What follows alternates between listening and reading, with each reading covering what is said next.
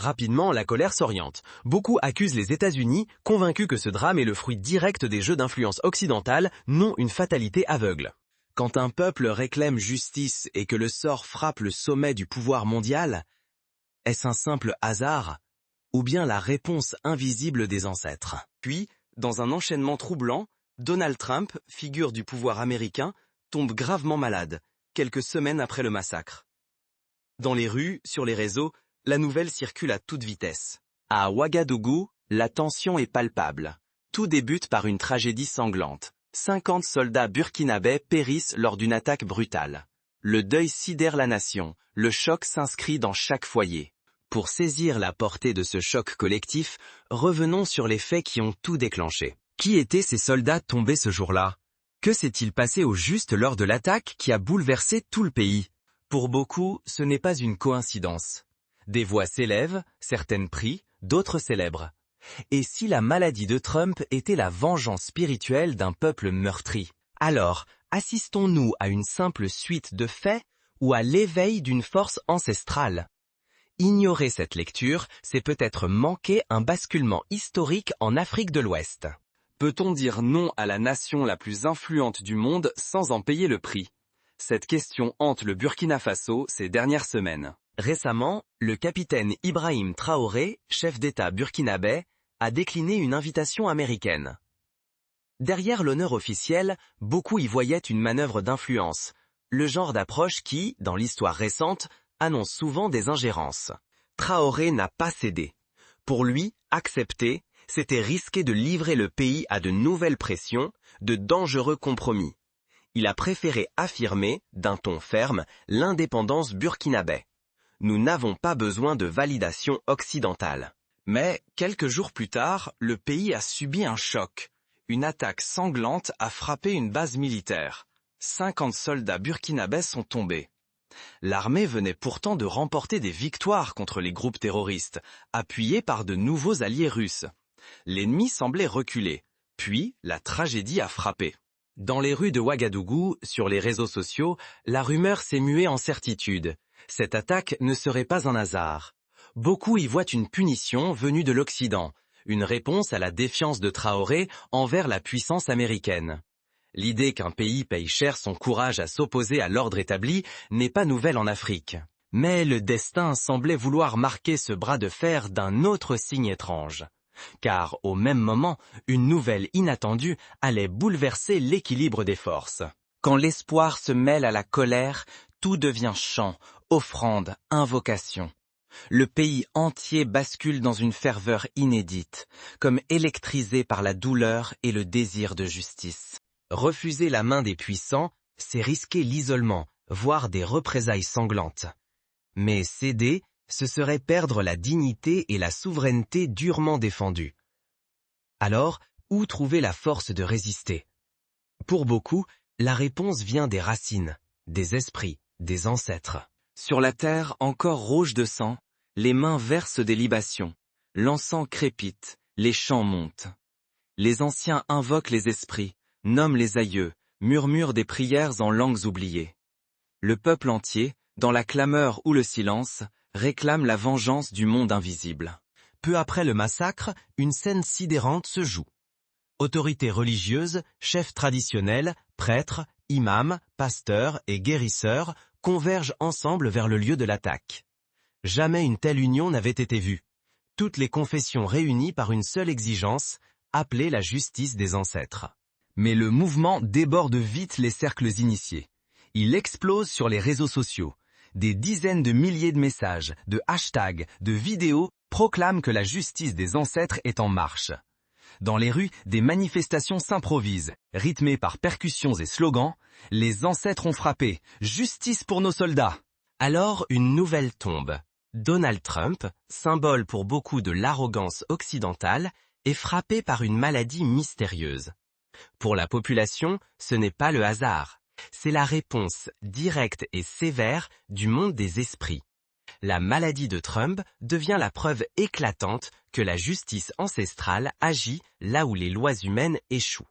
Mais cette force nouvelle attire bientôt l'attention des puissances étrangères, inquiètes de perdre leur emprise. L'escalade commence, sur le terrain visible comme derrière les coulisses. Un sentiment nouveau soude le pays. L'invisible protège et punit. La peur recule, la fierté renaît. Le peuple se sent invincible. Mais tout tient à un fil. Si la foi vacille, la peur peut revenir. Si elle tient, même les puissants paraissent vulnérables. Et si la foi partagée pouvait vraiment transformer un peuple et bouleverser l'équilibre régional? À Ouagadougou, comme dans les villages, une onde nouvelle traverse le Burkina Faso. Un courage ravivé, comme si chaque soldat avançait accompagné par l'esprit des anciens tombés. Les troupes, loin d'être démoralisées, se lèvent avec une énergie décuplée, portée par la conviction de défendre une cause sacrée, invincible. Ce mouvement franchit les frontières. La Russie affiche un soutien sans ambiguïté. Matériel, formation, relais diplomatique et surtout un discours qui dénonce les ingérences étrangères, affirmant la souveraineté africaine. Pour beaucoup, c'est la première fois qu'un partenaire international épouse clairement la volonté populaire, sans conditions cachées. Mais cette renaissance ne s'arrête pas au front. Dans chaque quartier, des initiatives locales jaillissent. Des fonds solidaires pour les familles endeuillées, des collectes de vivres, des fresques murales qui rappellent la force du peuple et le soutien des esprits. Les écoles, les marchés, les mosquées et les églises deviennent des lieux où la douleur se transforme en action collective. Dans ce contexte, le capitaine Traoré devient l'icône d'une Afrique qui refuse de plier. Son image, présente sur les réseaux sociaux, dans les chansons, sur les t-shirts, incarne un rêve panafricain ancien, celui d'un bloc de résistance capable de défier l'histoire et d'ouvrir la voie à une solidarité sud-sud. Quelles leçons alors tirer de cette séquence? La réponse dépendra de la capacité collective à transformer la symbolique en réalité. Pour comprendre l'ampleur de ce basculement, il faut revenir sur ce qui a déclenché la vague, la perte tragique de 50 soldats et la stupeur causée par la maladie soudaine de Donald Trump.